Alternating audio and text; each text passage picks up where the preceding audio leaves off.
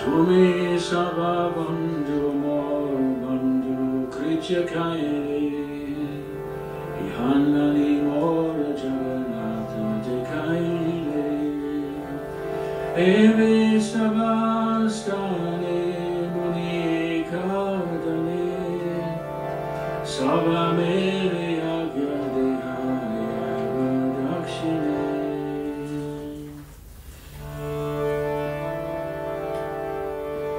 Visharupa Deshi Avasharami Yaba Ekaki Aiba Kaho Sanghi Nalaiba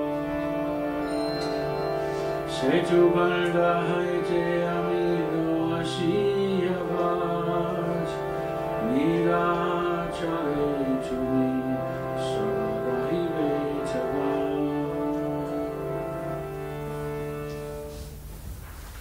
So he continued to say to them, "You are all my friends, and you have properly executed the duties of friends by bringing me here to Jagannath Puri and giving me the chance to see Lord Jagannath in the temple. Now, I beg you, one small charity. Please give me permission to leave for a tour of South India. I want to go and find Vishwarup."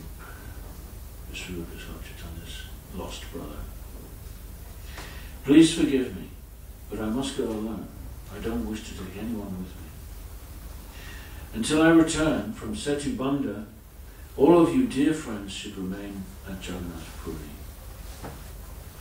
So Setu Banda is the extreme southern tip of India. Yeah.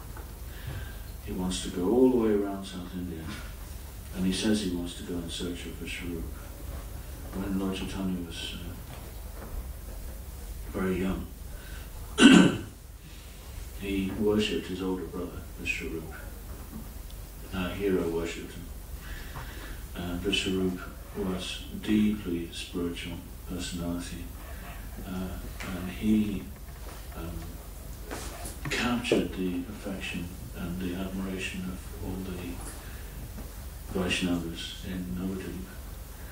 And he used to,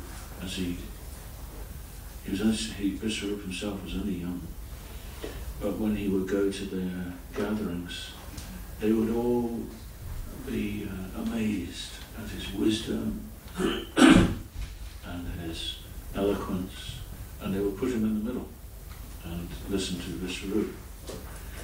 So one day,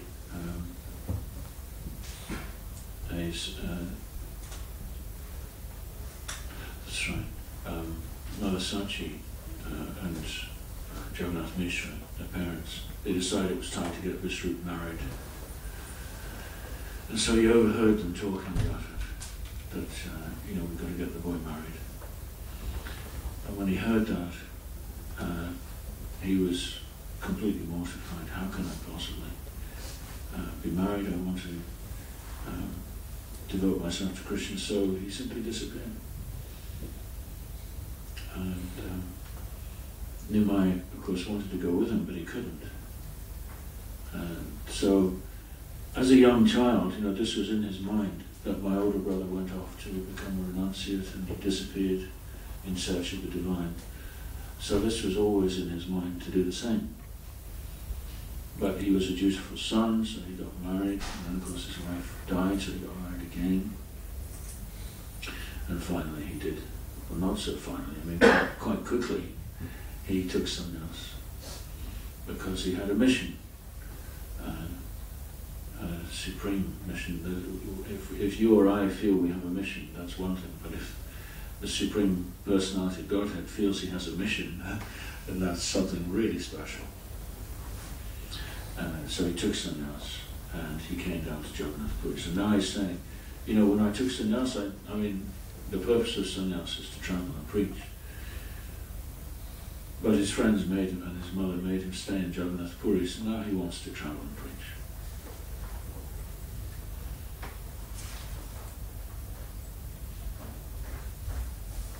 So it's Krishnadas Kaviraj comments on this. Vishwarupa Siddhi Prapti Janina Shaka Dakshina Desha Udalite Karina Icha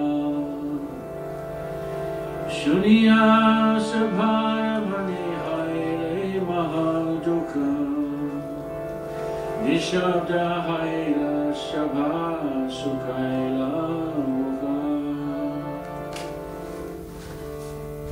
Krishnadas says that the Lord already knew that Vishnu had passed away.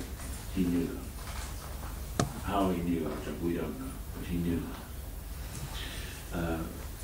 So a pretense of ignorance was necessary so that he could go to South India and liberate the people there. That's what Krishnadas says.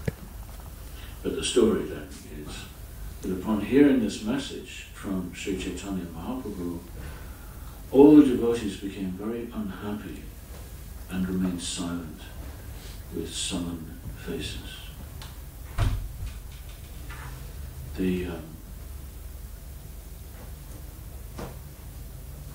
There's always two sides to transcendental love, or to any love. There's always two sides. There's being in the company of the beloved, and then there is being separated from the beloved. And in the case of Sri Chaitanya, he had so many associates, and they all had their particular relationships with him, which we'll hear about in a minute. But they loved him so dearly, they wanted to keep him with them. But he was not going to be kept, because one of the opulences of the Lord, which may also be visible in a devotee, is that ultimately he's detached. He cannot be controlled by his devotees. He may agree to be controlled by their love, but he's also independent. He's the supreme independent. So Lord Chaitanya is saying, I'm going. And Krishnadas Kaviraj says, he says, Shunya Shubhara Mani Haila Mahadukha. They became very, dukkha means unhappy. They became very unhappy. Nishabda, everyone became silent. And Sabhara Sukaila Mukha. Mukha means face. The face is dried up. They're just like, no one could really contemplate, bear the thought of him leaving. And sometimes, we felt in our own way, we felt a bit the same when it was time for Prabhupada to leave. And there are many very touching accounts given by devotees about when it was time for Prabhupada to leave. Nobody wanted him to go. And a few occasions I remember sitting in the airport, going to the airport. When your beloved leaves, you want to follow them all the way. And so we would go with Prabhupada to the airport and sit around him on the floor. And Prabhupada would sit on one of the lounge seats. And all the devotees would be gathered around him, looking very grave and actually, I suppose, silent, except for chanting japa, silent, not really much to say at this point. You've been with us all summer and now you're going.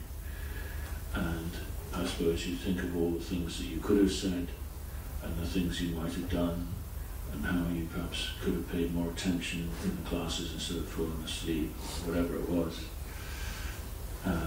Because now he's going. And one occasion I remember when it was time for Prabhupada to leave, of course he got up, and we all got up and clustered around him and followed him to the departure gate.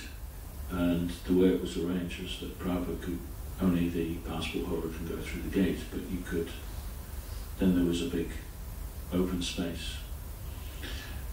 So the devotees being all clustered around Prabhupada, there were many passengers going through the gate, but no one else could get through. So Prabhupada went through, and because no one else could get through because there were so many devotees, I guess we were chanting. I can't remember, must have been